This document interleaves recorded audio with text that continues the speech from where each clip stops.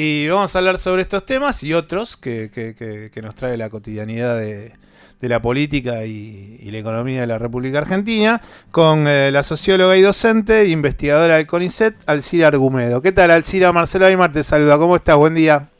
¿Qué tal? Buen día, ¿cómo estás? ¿Cómo andás? Te voy a hacer una pregunta sociológica primero, Alcira. Sí, ¿Cómo pensás que antojadizamente separo en tres partes, ¿no? Clase alta, clase media, ahí podemos poner media alta, media baja, y clase baja. ¿Cómo pensás que estas tres clases reaccionaron ayer con el discurso de Alberto Fernández? mira, no tengo idea, la paradoja que se da en esa que vos decís es que cuando se vio en la ciudad de Buenos Aires cuáles son los barrios que tienen más contagios, más contagiados, y aparecieron Recoleta, Palermo y Congreso, o sea, Ah, sí, lo clases estaba... muy acomodadas, o sea, evidentemente en la mayoría de los países, no sé, China, etcétera, pero los países occidentales, los primeros que fueron golpeados por esta pandemia, digamos, fueron las clases medias y altas, que son las que viajan o las que tienen contacto con gente que viaja. Mm, Entonces es un fenómeno bastante peculiar. El tema es cuando empieza a golpear las clases bajas, las clases de menos recursos, mm. porque hay condiciones de salubridad, de hacinamiento, de desnutrición, etcétera, puede ser más grave, pero lo característico hasta ahora está despegado más en esto que vos llamabas las clases medias altas o clases medias, ¿no? Sí, sí, sí. Y en relación al tratamiento que está tratando de llevar adelante el gobierno de Alberto Fernández, ¿considerás que tal vez hay como mucho mensaje para la clase baja, como un mensaje de por el momento no me voy a meter con ustedes de la clase alta y un casi no mensaje para las clases medias? Sí, puede ser que esté enfatizando sobre todo en los sectores con menores recursos, que digamos son los que más duramente tienen que atravesar esta situación, ¿no? Porque vos pensás que una parte importante de los trabajadores informales, es decir, que es el 43% de la población activa, Mm, hay por supuesto monotributistas, llamarlo como quieras, pero que trabajan día a día, y esto es su ingreso y el ingreso familiar. mm, El tema es que la mayoría es, digamos, estas changas o trabajos de oficios mm. de sectores con menos recursos. Y a su vez tenés ahí los mayores niveles de precarización laboral, etcétera. O sea, acá el 40% de la población es donde tenés que hacer más énfasis porque está en altísimo riesgo. Mm. Puede ser que no haya un mensaje suficientemente claro a los sectores medios, pero me da la sensación que es porque son los que están de alguna manera en mejores condiciones de abordar todos los riesgos de esta enfermedad, ¿no? Sí, también son los que pueden generar un quiebre en el humor de acá a futuro y bueno, ahí me parece que también hay algún análisis que hacer que seguramente el gobierno lo debe tener de hasta dónde puede llegar a tolerar la paciencia de... El otro día estaba leyendo un artículo con Sí, cómo estaba pegando esta pandemia en África, ¿no? Yo vengo siguiendo el tema de África y el sí, coronavirus sí. desde hace un tiempo, bueno, empezó entrando por Egipto y en ese No entró artículo... por... Pensé que entró por Nigeria, me pareció. No, no, el primer caso se dio en Egipto. Lo que pasa es que después Ah, Nigeria tuvo más casos que Egipto rápidamente, al poco ajá, tiempo. claro, sí, Pero sí. el primer infectado fue en Egipto. Y en ese artículo lo que hablaban era que un poco cuál había sido el derrotero de los diferentes gobiernos de África. Y hablaba que el gobierno de Ghana, por ejemplo, Sí, había tomado la decisión de pagar la factura de las empresas de electricidad, ¿no? Que el Estado ajá, se hacía cargo, el Estado ganés, de sí, hacerse cargo de la factura de electricidad. La pregunta ajá, que te hago es, porque tiene que ver con un paralelismo que sucede con la administración de la República Argentina, ¿No considerás que tal vez ahí hay como una especie de falencia en el discurso de decir, bueno, no estamos hablando de nacionalizar sectores estratégicos, ¿no? Pero sí que el Estado tal vez en estos 3 meses, porque suele ser una crisis muy corta que lleva 3, 4 meses y después vuelve por las características a la economía a empezar a funcionar. Si en ese tiempo considerás que en esas clases medias puede llegar a suceder cierto hartazgo por la demora de tal vez un Estado que lo hace estar en la casa un individuo, pero hacerse cargo de la factura de la luz o del gas. Mira, puede llegar a haber cierto malestar. De todas maneras, me da la sensación que no son tontos y se dan cuenta que con meramente ver el repaso de la situación en distintos países que hacen los medios televisivos prácticamente todas las tardes y las noches, la verdad que frente a lo que está pasando en Estados Unidos, en Nueva York, lo que está pasando en Italia, en España, en Inglaterra, la verdad que tenés que ser muy necio para no darte cuenta que ha habido una decisión política que, aunque en lo inmediato te pueda perjudicar y pueda ser un obstáculo y demás, la verdad que aunque, digamos, lo critiquen y digan que no hay suficientes casos porque no se ha testeado suficientemente. Pongamos eso. Lo que no podés esconder es el número de muertes, ¿no? Y entonces acá, lamentablemente, has tenido 90 muertes en todo este trayecto, pero te hablan que en España están contentos porque ha bajado el número de muertes a 600 por día, 600 muertes por día, y están contentas porque venían de casi 1000. Tenés que ser muy necio para no darte cuenta que hay una política que está permitiendo verdaderamente salvar vidas en la Argentina y que va a tener costos seguramente para todos. Digo, en ese sentido no sé hasta dónde son tan necios, y vos fíjate que ciertos intentos o provocaciones estúpidas como la de Patricia Bullrich, y tuvieron un repudio desde sus propios sectores, desde, no sé, Jorge Macri diciéndole que la parara, la gorda Carrió diciéndole que la parara. O sea, me da la sensación que la forma en que se ha abordado el tratamiento de esto a través de esta rigurosa cuarentena que tiene altísimos costos en muchos aspectos, si lo comparás con cuál era la alternativa, creo que no. Si te queda una duda es que son medio idiotas realmente, ¿no? No, en eso yo justamente estaba abriendo hoy el programa hablando justamente de estas cuestiones, ¿no? De que ante la cruzada de sanitaria y de salud, cualquier discurso económico se cae, pero bueno, también uno en el análisis termina teniendo en cuenta que a veces uno tiene mejor salud si la economía personal funciona. Bueno, hay como una cuestión ahí. Claro, pero pará. Sí. ¿Vos creés que la situación económica, además del drama de cómo ha pegado la pandemia en Italia, está bien, o en España está bien, o en Inglaterra está bien? No, yo lo que creo es que hay que hacer una cuarentena como se está haciendo. ¿Cómo? Yo creo que hay que hacer una cuarentena como la que se está haciendo y Claro, yo creo que tendría que ser hasta más dura todavía. No sé. Que tendría que extenderse más en los días, ¿no? Que por cuarentena son 40 días. O sea, habría que llegar por lo menos a esta situación de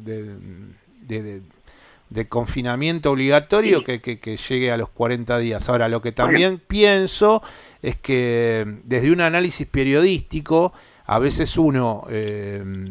lo que le pide a la administración de Alberto Fernández es que emprenda sobre esos sectores que en algún momento a él se le fue un poco alguna adjetivación de más y que hoy en día, bueno, no están pagando mucho la crisis, ¿no? Ojo, la de Miserables creo que fue directamente mencionada con nombre y apellido Sí. al señor Roca y al señor Nicolás Caputo, el socio de Macri, que había echado 700 personas en Río Grande, en el sur. Digo, me pareció que verdaderamente, en medio de todo esto, tipos que han tenido cualquier cantidad de privilegios del Estado, entre otros, acá cuentas, Somisa estaba valuado en 3.000 millones de dólares y se le entregaron al señor Roca en 135 millones de dólares.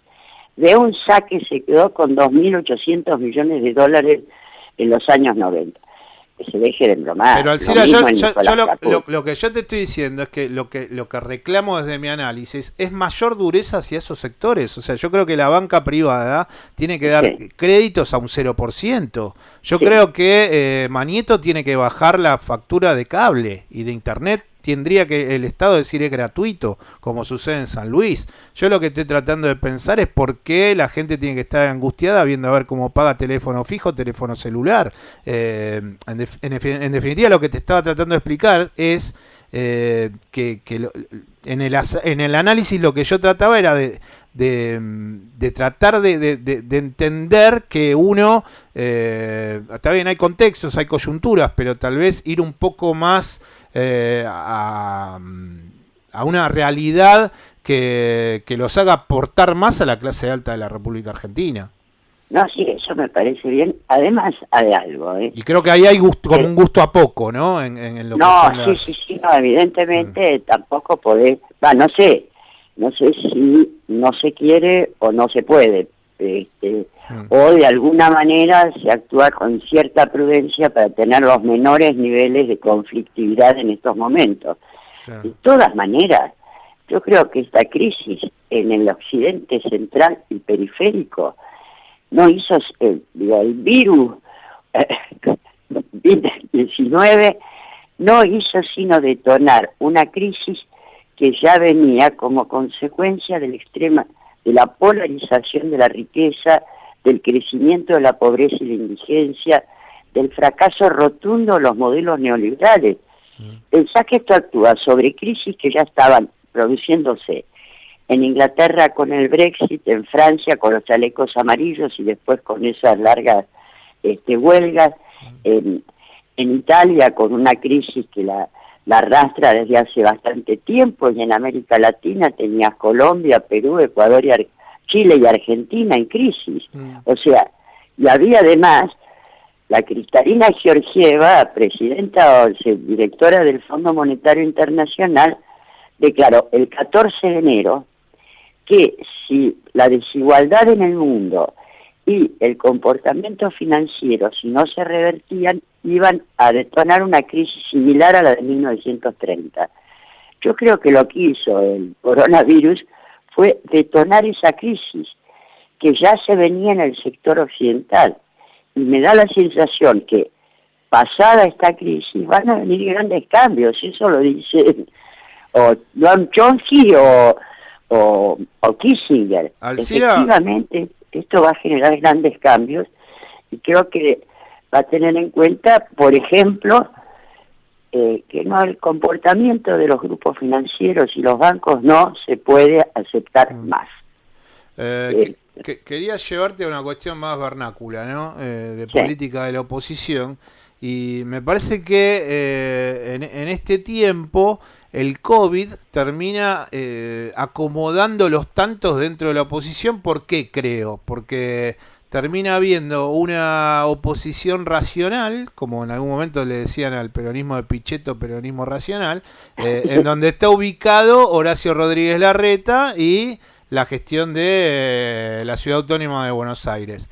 El radicalismo es un misterio, y lo que supuestamente para la administración de Mauricio Macri era la cámpora, ahora terminan siendo ellos con Patricia Bullrich y todo el pro duro, ¿no? ¿Cómo ves ese mapa en donde el radicalismo también es un misterio, ¿no? Bueno, yo creo que el radicalismo se está terminando de desintegrar, ¿no? Ya sacando sus peores facetas. Vos pensá las declaraciones que hubo de este cordobés, que en realidad está en el grupo de Negri, que era uno de los mejorcitos del radicalismo, y bueno, y lo que deseaba es que el COVID-19 barriera con 4 o 5 millones de negros peronistas, y bueno, estas manifestaciones son, imaginan lo que debe estar saltando en su tumba a Lev Irigoyen con declaraciones de este tipo. Yo creo que el radicalismo se terminó de degradar en su participación en este gobierno y empieza a alguna manera a dispersarse. Por ejemplo, todo el sector que está con Ricardo Alfonsín empieza a acercarse al gobierno, que es lo más coherente, porque tal como se están definiendo las cosas, hay mucha similitud con lo que son las vertientes más populares, llamemos así, del radicalismo, y eso me parece que va a dar lugar a nuevos escenarios y también a nuevos modelos económico-políticos. Yo me da la sensación que acá un mayor control estatal de las finanzas es ineludible, porque tenés, ya mostraron todas las barbaridades que pueden hacer, que siguen siendo absolutamente cretinos y lo único que les interesa son ganancias extraordinarias que las han tenido y que un país no puede manejar. Si vos no tenés un control estatal de las finanzas, el país le pasa lo que le pasa a este país. Otra gran área que hay que tener en control sobre el comercio exterior. Los niveles de subdeclaración de exportaciones, de mineras, petroleras y agronegocios es una estafa que ronda los 15.000 millones de dólares. El control del comercio exterior es otro. Digo, estos elementos hay que planteárselo. Por ejemplo, la reconstrucción del sistema de ferrocarriles es una locura que hayas destruido el Sistema Nacional de Ferrocarriles y que no tengas una empresa, una industria pública de ferrocarriles que te genera decenas de miles de puestos de trabajo en la industria, en las industrias proveedoras, en el servicio, en la recuperación. Esto es lo que tenemos que empezar a pensar pasada la pandemia, ¿no? Sí, o sea, dar vuelta absolutamente a estos modelos que se vinieron imponiendo. ¿Sí? Sí, y aparte me parece que se da una lógica a la española, ¿no? Gran coalición de centro-derecha, gran coalición de centro-izquierda, y creo que por ahí vamos, ¿no? Con esto que apunté de Ricardo Alfonsín, y yo también considero lo mismo, que hay mucho radicalismo que ante empezar a vislumbrar un precipicio va a empezar a recular y a decir, bueno, en definitiva las banderas del peronismo son del radicalismo y del peronismo tienen que ver con lo nacional, con lo popular, y terminar juntándose ahí, ¿no? Y yo creo que viene realmente, esto parece que no son solo, serán 6 meses, 7 meses en total de impacto de esta pandemia, pero los cambios van a ser muy profundos. Yo creo que vienen debates muy, muy profundos y en ese sentido, no es por ser a la buena, sino yo creo que una conducción del perfil de Alberto Fernández es muy, muy pertinente para estos momentos, ¿no? Bueno, Alcira, te mando un beso, gracias. Hacía un tiempo que no hablábamos, así que buen fin de semana, pasala bien. Bueno, o sea que me encontrás en casa, así que con todo gusto. Sí, bueno, no tenemos mucho problema con el tema de las entrevistas con la cuarentena, porque evidentemente la gente está en la casa. Ahora están todos dispuestos. Un abrazo. Te mando un beso, Alcira. Chau, chau. Hasta luego. Quien está hablando con nosotros era Alcira Argumedo, docente y socióloga e investigadora del CONICET.